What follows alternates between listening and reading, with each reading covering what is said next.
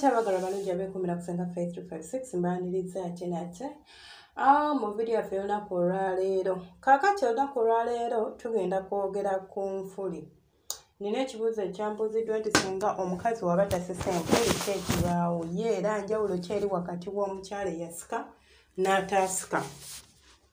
Ekisookera ddala enfuli ezo ze mulaba like it's one of the cultural norms ez'Abaganda oba kintu kyatandikira mu Buganda as far as I know or as far as I'm concerned. N'abasoga abo bazimanyiiko. And the purpose of enfuli zino eno ebiseera ebisinga ziwa good look oba zongera ku ndabika y'emmanayo. And bw'oba nga tobisise nga biwanvu nnyo abamu mubisika nga mubisisa muwawa kuba ate bw'obisika ne bibeera biwanvu nnyo birina engeri gye byevungavungamu nga ne bitalabika bulungi nga biyimye. Enfuli tezirina kuba mpanvu nnyo nga ziringa olukoba. The purpose is just zisikayo kubanga buli muntu oba buli mukazi ayina enfuli. Unless nga bazisazeeko kubanga abazungu bo munaye bagenda balaba leerongoosa agenda ne bamulongoosa ne bamuggyako enfuli. Mbu alabisa bulungi nabunya ye tajagalako enfuli n'aziggyako. Naye nga enfuli ezo just kuzisikayo katini omusajja abeere nga asobola okubeera nga asobola ozikwatako n'okuzisikayo katini zibeere nga zisobola okukuuma ebbugumu mu manayo. Ekirala omukyala ataasika tekitegeeza nti tawooma. Ate era n'omukyala eyasika tekikuwagala nti mbu awooma. Muntegeere bulungi. Okusika tekitegeeza nti owooma wabula kyongera chances zo ez'okubeera ng'owooma kubanga bw'ogwa ku musajja ayagala enfuli. Olaba abasajja obuzibu bwe balina nti asobola okubeera ng'ekintu kimu kyokka kyayagala ku ggwe. Katugambe ye ayagala musino era nga ye bw'agwa ku mukazi ng'alina omusino nga gwavaayo bulungi. Mukwano olwo oba wamuwoomedde dda. It's all about mindset. Oba wamuwoomedde dda kuba bo nga bamaze obufiidingamu nti kyembadde njagala kye kino. Ebisigadde akebera bukebezi mu fayiro. Kate waagwa ku muntu nga talina nfuli ng'ate yabadde ayagala nfuli ne bw'oba n'amazzi oluusi ebiseera ebisinga agamba yandiwoomye n'asukka naye abulamu. Okitegeera? And Abaganda be bakipracticing ennyo n'abasoga but still okyasobolera ddala okusanga omusajja Omuganda nga ye tayagala nfuli. This is what I always tell you abawala mbabuulira nti mulina okumanya nti preference ematalinga omuntu gw'olina abamu ogenda n'ofuna omusajja kubanga Muganda gwe tolina Muganda mukazi wattu n'otandika panikinga n'otandika onoonya eddagala erisika enfuli tannakugambako nti azaagala n'ozisika nga tazaagala. Do you get me? Abalamu gana munoonya amazzi gano agapiisuuka n'oganoonya bubi nnyo nga n'omusajja gw'oganoonyeza tagaagala ayagala museereza. Si buli musajja nti ayagala amazzi ago agapiisuuka. Balina ensonga zaabwe. Abamu nti gasindika omukira abalala tanyumirwa bulungi mpoziko ng'okuba kacyabali ate saagala kuba kacyabali simanya omukira gwange guba gunnuma. Abalala akugamba mbu simanya agatobya obuliri gawunyisa bubi obuliri ate ebyokumala okozi nate tuggyeko amasuuka ate teekako ekiveera ate omufaliso gwambazeeko simanya waterproof biki. Oba okitegeera buli omu alina ensonga ze. So ne ku nfuli bwe guli enfuli tezirina nnyo omugaso munene guli awo mbu omuntu aba azirina mbu eyogala nti aba awooma. Zirina omugaso era njimenye nti omugaso ogusooka zikuuma ebbugumu mu mmana. Naye era okyasobola okuba nazo emmana yonna ebeera ng'ennyogoga. Olw'ebyo ebiba bituukawo kubanga nabagamba pH emmana gye mulaba generating ebbugumu yaalyo nga yo olwa pH levels zeebeerako. Kati singa gwe obikyankalanya n'ogenda n'owoontawaazayo ne sabbuuni mugenda ne mukuuta emmana ne sabbuuni ne mukuuta muno mu bisambi mbu mweyerusa simanya muddugadde n'oteeka mu lotion ng'erina chemicals omuyitirivu n'ebeera nga pH ebeera affected ne weesanga ng'oluusi emmana yeeluuzinga ebbugumu lyayo. So ne bw'onaaba n'enfuli tejja kubeera naki na bbugumu.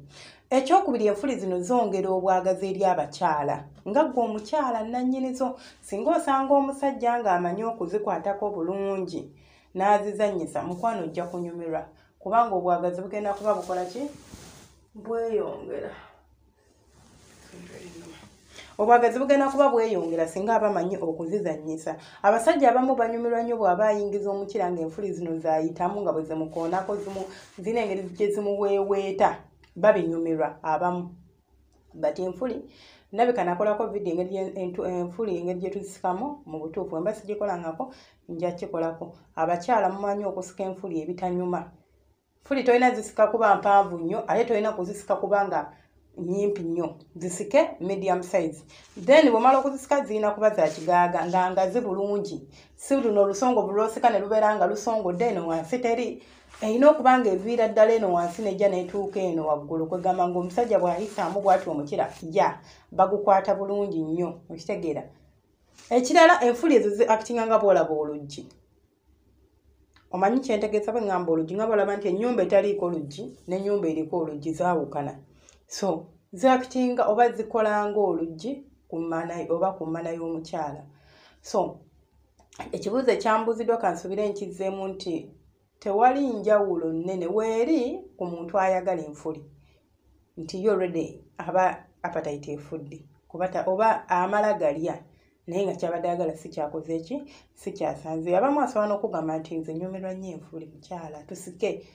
nze nfunyeko abasajja nga njagala ddagala mukyala wange akozeseeko kuba akyagala ate nze oyo musiima kubanga takusuddeewo tayenze akubulidde kyayagala ekisooka zisike oba tozaagala ng'oba mwekyayi zisobola okuddayo yes tezigenda kuddayo paka naye ziddayo so it's fine ekitegeera naye abamu temufaayo temufiirayo ddala ogamba nze sijja bisika y'amanyi ajja kuleka wagenda anoonya omulala naye ate nawe oba gy'oli nga tolina nfuli teweeraliikirira toddawo n'ogamba naye siwooma kubanga sirina nfuli gw'owoomera gy'ali nga ye tazaagala nali mpuddeko ne sitole y'omuwala yagamba nti yafuna omusajja n'amugamba agenda azisaleko bazirongoose munjagala kuwasa naye bwemba yamutwala mu loogi ne bateegatta mu ng'azirabye n'amugamba yambala ene bwe simanyi oba omusajja yali mbuwengulu naye simanyi oba ddala it was only about emotions oba obwagazi oba it was also nti yalinamu ebintu bye ebirala kubanga simanyi bw'oŋŋamba nti ngende banongoose you can get from me asajja ne banongoose bazisaleko kyekiri kye nabagale nti abazungu abamu bazisala nako abayagala emmana ebeerenga bwolaba eyabbebya nti enfula eziba tekuli mbu nga kyonna kiri eri munda bwakyagala kati oba noono kyali agala okukola omuwala simanyi kuba yamugamba agende bamulongoose baziggyeko mbu yajja muwasa era basobola n'okukola written document mu mateeka nga tanaba kulongoosebwa okukakasa nti omusajja ono talyefuula do you get me kakati we bwakugwako ng'oziina mukwano muba mulemagana naye sigambye nti temuzisika zisike kuba nawe ng'omukyala zikuyambako kubanga zongera ku bwagazi bwo so it's not only about nti omusajja yazifunamu naawe omukyala ozifunamu kale byebyo ebyange temulaba subscribinga kulikinga na commentinga basubscribinga eddamu bali kwekuumirako abasharing nga mukola kya ttendo alina kyowabula kyoyongerako kyoteesa comment section eri open nsanyuka nnyo bw'ojja n'ompabula nsanyuka nnyo bw'ojja n'oyongereza ku byensomesezza kozi nze nabagamba amagezi muliro ate sinze mugezi ennyo nange nkola research wange nsoma bisomeso naawe osobola even ngattako ne experience yange ng'omuntu so nga nze asenga according to my experience nze kino kyendobooza kati nammwe abasajja asobola okugamba nze abakazi nakalya ba mirundi ndowooza nte sinze ku bombi atalina nfuli siita alina enfuli mpita alina enfuli siita atalina nfuli nkola ki impita so kyekyenjawulo ekyo